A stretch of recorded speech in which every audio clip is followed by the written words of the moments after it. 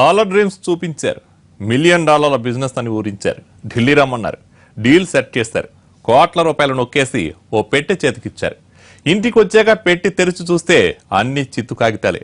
హైదరాబాద్ లో ఓ business man ని పక్కా plan తో చీట్ చేశారు నైజీరియన్లు. పోలీసుల ఎంట్రీతో జైలు పాలయ్యారు ఆ కేటుగాడు.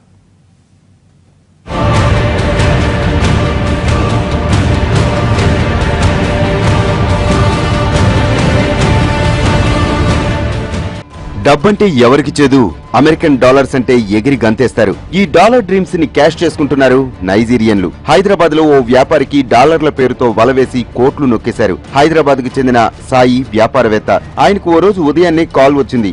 $55 మిలియన్ పెట్టుబడితో బిజినెస్ చేస్తామని, దాన్ని మీరే డీల్ చేయాలన్నది ఆ కాల్ సారాంశం. ఢిల్లీ వస్తే మాట్లాడుకుందామన్నారు. వచ్చేటప్పుడు ప్రాసెసింగ్ ఫీజు తీసుకురమ్మని చెప్పారు. లక్షల రూపాయలు తీసుకుని పంపించారు.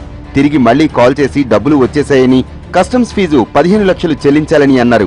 ఇలా రకరకాల కారణాలు చెప్పి $1.5 కోటి కాజేశారు. బిజినెస్ డీల్ పై ఆశలు వదులుకున్న సాయికి మళ్లీ కాల్ వచ్చింది. వెంటనే ఢిల్లీ రావాలన్న పిలుపొచ్చింది. ఓ బాక్స్ నిండా డాలర్స్ ఉన్నాయని నమ్మించారు. డాలర్స్ నల్ల కాగితాల రూపంలో ఉంటాయని, ఓ కెమికల్లో ముంచేస్తే డాలర్స్ గా మారతాయని అన్నారు. తమ దగ్గరున్న ఓ నల్ల కాగితాన్ని డాలర్ గా మార్చి చూపించారు. వారం రోజుల్లో కెమికల్ పంపిస్తామని చెప్పి వెళ్లిపోయారు. ఆ నల్ల కాగితాలను ఏ కెమికల్లో ముంచినా డాలర్లుగా మారలేదు. దీంతో మోసపోయామనుకున్న సాయి సైబర్ క్రైమ్ పోలీసులకు ఫిర్యాదు చేశాడు. అక్కడికి ఫ్రాన్సిస్ అనే నైజీరియన్ అతను ఫ్రెండ్తో అక్కడికి వచ్చాడు.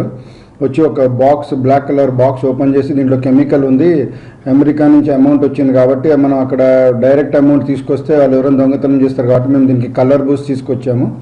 రంగంలోనికి దిగిన పోలీసులు డాలర్స్ పేరుతో మోసం చేస్తున్న థామస్, మైకేల్ ను ట్రాప్ చేసి అదుపులోనికి తీసుకున్నారు. కెమికల్ కోసం సాయి దగ్గర 10 లక్షలు డిమాండ్ చేస్తుండగా పట్టుకున్నారు.